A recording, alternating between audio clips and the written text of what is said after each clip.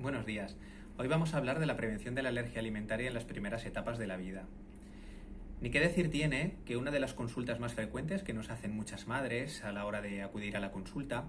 es aquella situación en la cual han tenido un bebé y sus hijos anteriores han tenido alergia a la proteína de la vaca, por ejemplo, o a otros alimentos.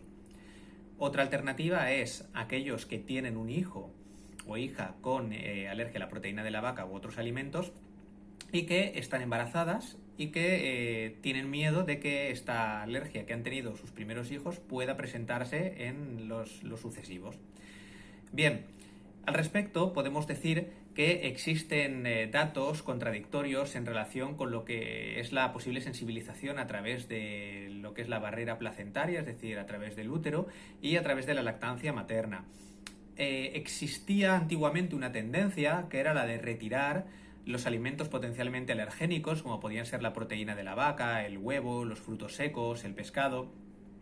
determinadas frutas, en las madres de niños que habían tenido antecedentes alérgicos. En este sentido, hay que decir que la evidencia nos dice que este tipo de dietas lo único que consigue es generar una nutrición deficitaria en las embarazadas, es decir, que falten elementos esenciales en lo que es la alimentación y por lo tanto esto puede repercutir tanto en la madre como en el propio feto. A este respecto es fundamental mantener unos niveles adecuados de vitamina D, unos niveles adecuados de ácido fólico, entre otros. Y por supuesto del calcio. Ni qué decir tiene que estas dietas restrictivas son igualmente dañinas durante el periodo de lactancia, es decir, una vez se ha producido el nacimiento, es contraproducente retirar de entrada, sin tener ningún tipo de síntoma ni diagnóstico, los alimentos potencialmente alergénicos en la dieta de la madre, para evitar su paso a través de la leche materna hasta el niño, ya que esto no ha demostrado disminuir la incidencia de sensibilización, es decir, la aparición de alergia en etapas posteriores de la vida. Desde el punto de vista de la prevención de la alergia alimentaria, sí que podemos decir que es completamente recomendable lo que es fomentar la lactancia materna frente a la lactancia artificial, al menos durante los 6 primeros meses de vida. Una lactancia materna exclusiva durante este periodo, como recomienda la Organización Mundial de la Salud, es lo que han demostrado la evidencia científica en todos los estudios realizados de mayor extensión y calidad al respecto de la prevención de la alergia alimentaria. Por otra parte, ni qué decir tiene que la introducción de la alimentación complementaria no debe retrasarse ante la existencia de posibles antecedentes alérgicos. Antiguamente se decía que aquellos medicamentos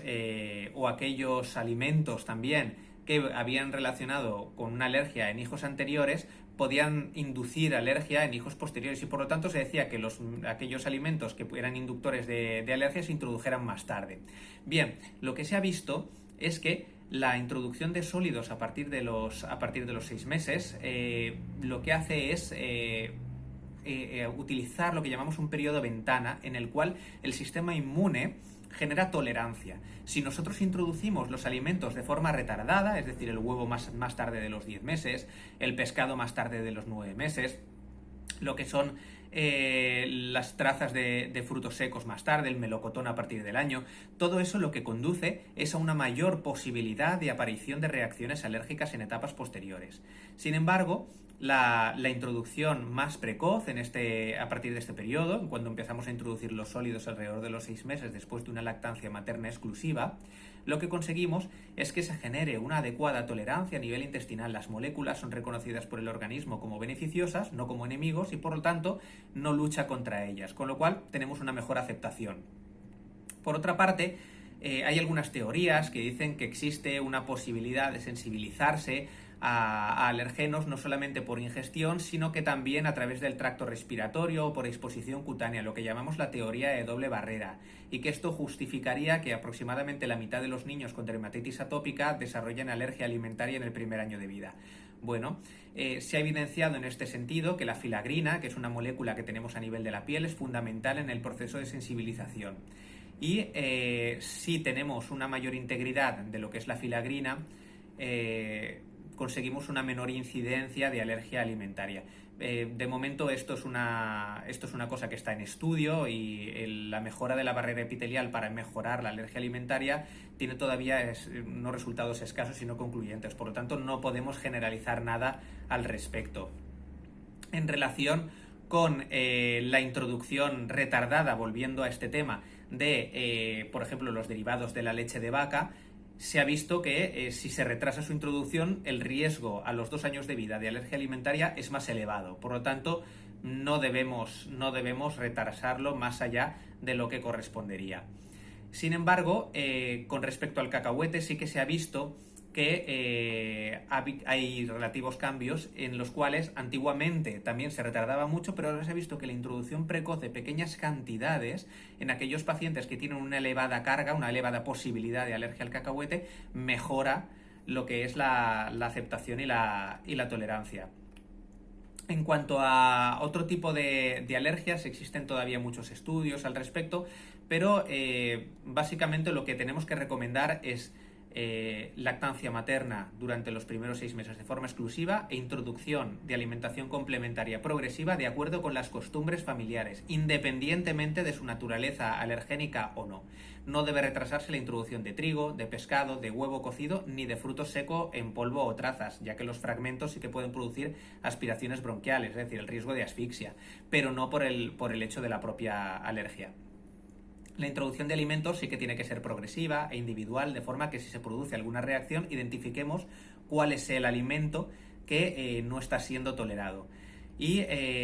la introducción de huevo cocido antes de los 8 meses en caso de historia familiar de alergia parece reducir el riesgo de alergia alimentaria al mismo. Por otra parte, hay que tener en cuenta otra serie de elementos. Por un lado, lo que sería el tipo de parto, por otro lado, lo que sería el uso de antibióticos perinatales. Bien, al respecto, lo que se ha visto es que en aquellos casos en los cuales se desea una lactancia materna exclusiva, pero por el motivo que fuese, no tenemos en aquel momento leche materna disponible y existen antecedentes de riesgo de alergia alimentaria, lo que debemos utilizar es, en principio, una fórmula parcialmente hidrolizada, ya que existe una menor asociación con alergia alimentaria en algunos estudios. De todas formas, los resultados no son totalmente concluyentes, pero ya que no puede producir mal en el neonato, no tiene por qué haber ninguna influencia al respecto. Por otra parte, algunas de las estrategias más recientes en relación con la alergia alimentaria implica el uso de probióticos y prebióticos para disminuir lo que es la incidencia de alergia. En principio, lo que hay que hacer es demostrar que cada cepa específica de probiótico estudiado disminuye el riesgo de alergia alimentaria. En este sentido, hay algunos estudios en marcha al respecto, pero no podemos concluir por completo que exista un beneficio. De todas formas, la Organización Mundial de Alergia, en su guía de práctica clínica del año 2015, indicó la posibilidad de que el uso en la mujer embarazada de probióticos para prevenir la aparición de alergias en edades en el neonato, en las primeras etapas de la vida, así como en aquellas que están lactando, puede ser recomendable, ya que en algunos estudios existe un beneficio neto en cuanto a la prevención de eczema.